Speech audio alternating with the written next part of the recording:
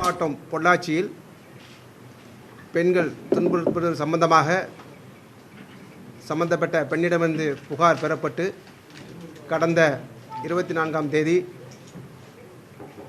பொள்ளாச்சி கிழக்கு காவல் நிலைய குற்ற எண் 59/2019 கீழ் வழக்கு பதிவு செய்யப்பட்டு வழக்கில் சம்பந்தப்பட்ட முக்கிய 4 எதிரிகளில் 3 எதிரிகள் சபரீஷ், சதீஷ், வசந்தகுமார் ஆகியோர் 25ஆம் தேதியும் மற்றும் மிக முக்கிய குற்றவாளியான திருநாவுக்கரசு 5ஆம் தேதியும் கைது செய்யப்பட்டு நீதிமன்ற காவலுக்கு அனுப்பி வைக்கப்பட்டுள்ளனர்.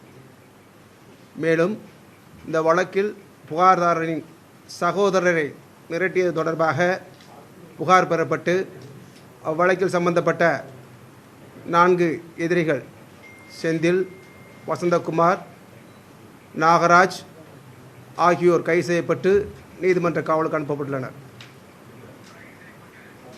பெண்ணை துன்புறுத்தியது தொடர்பான வழக்கில் கைது செய்யப்பட்ட 4 குற்றவாளிகள் மீதும் குண்டர் தடுப்புச் சட்டத்தின் கீழ் நடவடிக்கை எடுக்கப்பட்டு வருகிறது. இந்த வழக்கில் வேறு நபர்களோ அரசியல் தொடர்போ யாருக்கும் தொடர்பு ஏதுமில்லை. இது சம்பந்தமாக தவறாக செய்திகள் பரப்புவது மீது சட்டப்படி நடவடிக்கை மேற்கொள்ளப்படும்.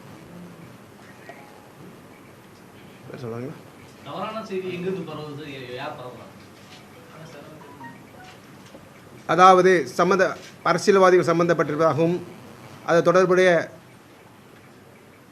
இன்னும் சிலர் சம்பந்தப்பட்டிருப்பதாகவும் உள்நோக்கத்துடன் செய்திகள் பரப்பப்படுகின்றன. அது தவறான செய்திகளாகும். இந்த வழக்கில் கைது செய்யப்பட்ட நாகராஜ் அப்படிங்கிறவர் அதிமுக நீக்கப்பட்டதா இன்னைக்கு தலைமை கழகமே அறிவிச்சிருக்குது. அப்போ அரசியல்வாதிகள் சம்பந்தமே இல்லைன்னு எப்படி சொல்றீங்க? இந்த வழக்கில் கைது செய்யப்பட்ட மற்றொரு வழக்கில் கைது செய்யப்பட்ட நாகராஜ் 34வது வார்டு அம்மா பேரவை செயலாளர் இருந்துள்ளார். அவர் இந்த பெண்கள் தொடர்பான குற்றவாளிகள் சம்பந்தப்பட்டலை அந்த வழக்கில் குற்றவாளிகளான திருநாவுக்கரசு, சபரீஷ் ஆகியோருக்கு நண்பராக இருந்துள்ளார். அதன் சார்பாக இந்த புகார் கொடுக்கும்போது புகார்தாரரின் சகோதரரை மிரட்டியுள்ளார்.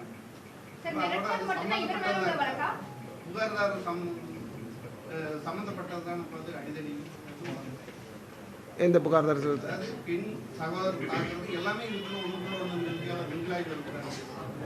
அதாவது பெண் சம்மந்தப்பட்ட புகார் கொடுக்குறாங்க.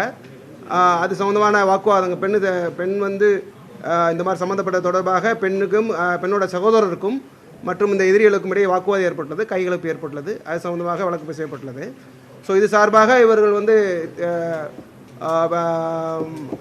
நாகராஜ் திருநாவுக்கரசு சார்பாக பூபாலனை யார் எதிர்த்து கேட்கிறாங்க. அதனால தான் பாதிக்கப்பட்டவங்க வேற யாராவது இருந்தா புகார் கொடுக்கலாம், தைரியமா புகார் கொடுக்கலாம்னு போலீஸ்ல அறிவிச்சிருக்கோம். ஆனா அதே சமயத்துல பாதிக்கப்பட்ட ஒருத்தர் புகார் கொடுத்தா அவங்க தாக்கணவங்க 2 நாள்ல பெயில்ல வராங்க. இது எப்படி சார் தைரியமா எப்படி புகார் கொடுக்க வருவாங்க? அதாவது அந்த வழக்கில் 294B, 323, 324 மற்றும் 506 Part 1 என்ற பிரிவின்கள் வழக்கு செய்யப்பட்டுள்ளது. புகாரின் அடிப்படையில் இந்த வழக்கு 7 ஆண்டுகளுக்கு தண்டனை கூட மிகாத வழக்கு. இதில் நீதித்துறை பெயிலில் விட்டுள்ளது.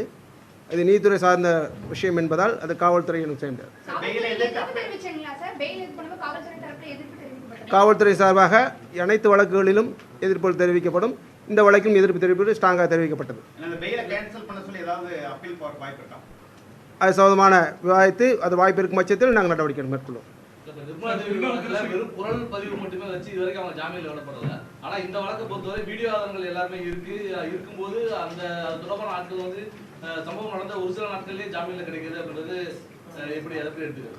இது சம்பந்தமாக சட்ட ஆலோசனை மேற்கொண்டு அதை பெயில் கேன்சல் பண்ண வாய்ப்பு இருந்தால் அதற்கான நடவடிக்கை மேற்கொள்ளப்படும்.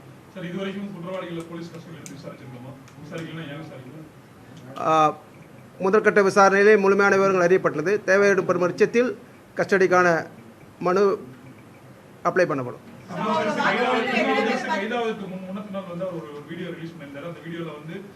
எதிர்கட்சிகள் உதவி பண்ணணும் அப்படின்னு சொல்லி கேட்டிருக்காரு. இது நிறைய பேருக்கு தொடர்பு இருக்கிறதா சொல்லியிருக்காரு. ஆனா நீங்க ஆரம்பத்துல இருந்தே 4 பேருக்கு மட்டும் தான் தொடர்பு இருக்கு அப்படின்னு சொல்லிட்டு வரீங்க. இதுல உண்மைக்கு புறமா இருக்கிற மாதிரி இருக்கு காவல்துறை. இல்ல, அதாவது குற்றவாளி சொல்வது எதை உண்மையாக எடுத்துக்கொள்ள முடியாது. எங்கள் காவல்துறை நாங்கள் அவர்கள் எதிரிகளிடம் 4 செல்போன்கள் கைப்பற்றப்பட்டது. சபரீஸ் மற்றும் திருநாவுக்கரசன். அதில் இருந்த வீடியோக்கள் 4 மட்டும்தான். நூற்றுக்கணக்கான இருப்பதாக தவறாக செய்திகள் இருக்குது. அதற்கு ஆதாரம் இருந்தால் தாராளமாக கொடுக்கலாம். சம்பந்தப்பட்ட பெண்கள் தாராளமாக புகார் கொடுக்கலாம். இது பெண்கள் விவரம் தெரிந்தாலும் எங்களால் வெளியில் அதை விவரங்கள் சொல்ல இயலாது. பட் அந்த செல்ஃபோனில் இருந்த 4 வீடியோக்கள் மட்டும்தான் இருந்தது. சார் வழக்கு பதிவு பண்ணியிருக்கு. இது குற்றவாளிகள் மீது பிரிவின்கள். ஓகே, அந்த மெயின் குற்றவாளிகள் மீது 392, 354A, 354B, IPC, 66E information technology act and 4 of women harassment act என்ற பிரிவின்கள் வழக்கு பதிவு செய்யப்பட்டுள்ளது. சார், பாதிக்கப்பட்டவங்களோட தகவல்கள் வந்து பாதுகாப்பாக வைக்கப்படும்னு சொல்றீங்க. ஆனால் நீங்கள் இதுவரைக்கும் கொடுத்த 2 ப்ரெஸ் ரிலீஸ்லையுமே வந்து கிருத்திகா அப்படிங்கிற அந்த பெண்ணுடைய பேரை வந்து மென்ஷன் பண்ணியிருக்கீங்க. பஸ்ல இருந்து நாங்கள் சொன்னதுக்கு அப்புறம் தான் அதை வந்து கரெக்ட் பண்றீங்க. கடந்த வாரம் பொள்ளாச்சியில வெளியிட்ட ப்ரெஸ் ரிலீஸ்ல அந்த பொண்ணோட பேர் இருக்கு. அதை பார்த்த பல பேர் வந்து புகார் கொடுக்க வர தயாரா இல்லை அப்படின்னு சொல்லிட்டு சொல்லியிருக்காங்கன்னு சொல்றாங்க. இதை நாங்கள் எப்படி எடுத்துக்கிறோம் சார்? இது தவறுதலாக நடந்த நிகழ்வு தான், தவறுக்காக வருந்துகிறோம். சார், அந்த 4 வீடியோக்கள் இருக்குன்னு சொல்லியிருக்கீங்க. ஒருத்தர் வந்து புகார் அளிச்சிருக்காங்க, மிச்சம் 3 பேரை லொகேட் பண்ணமா சார்? இல்ல அவங்க லொகேட் பண்றதுக்கு ஏதாவது முயற்சி எடுத்துருக்கோமா காவல்துறை சார்பில்? ஏன்னா அவங்க புகார் அளிக்க வரல அப்படிங்கும் போது எப்படி இந்த வழக்கு வந்து கொண்டு போய் சேர்க்கணும்? அது கட்டாய வாக்குமூலம், அது சம்பந்தப்பட்ட விவரங்கள் கேட்டறியப்பட்டு வாக்குமூலங்கள் பதிவு செய்யப்படும். வழக்கின் நடவடிக்கை மேற்கொள்ளப்படும். சார், பாரதிராஜுடைய பேர் வந்து எஃப்ஐஆர்ல சேர்க்கப்பட்டிருக்கிறது. விசாரணையில் அப்படி இந்த பத்திரிகையில் செய்திகள் படித்தேன். பட் விசாரணையில் அப்படி எதுவும் தெரியவில்லை. அப்படி எதிரும் பட்சத்தில் கட்டாயம் அதற்குரிய பிரிவுகள் எக்ஸ்ட்ராஷன் பிரிவு சேர்க்கப்படும். தாராளமாக காவல்துறை அணுகலாம். என்னை மிரட்டி ஒருவர் பணம் பறித்துள்ளார் என்று தெரிவிக்கும் பட்சத்தில் அது எக்ஸ்ட்ராஷன் பிரிவு அடிஷனல் பிரிவுகளாக சேர்க்கப்படும். அதிமுக நிர்வாகிகளுடைய வாரிசுகளுக்கு இதுல தொடர்பு இருக்கு, அதனால காவல்துறை வந்து மறைக்க பாக்குது அப்படின்னு சொல்லி அரசியல்வாதிகள் எதிர்கட்சி தலைவர் உட்பட பலர் வந்து தொடர்ச்சியாக குற்றம் சாட்டியிருக்காங்க. உண்மையிலேயே அரசியல்வாதிகளுடைய வாரிசுகளுக்கு தொடர்பு இருக்குதா? 100% அந்த மாதிரியான எதுவும் கிடையாது. விசாரணையை 4 பேரை தவிர வேறு யாருக்கும் சம்பந்தம் இல்லை.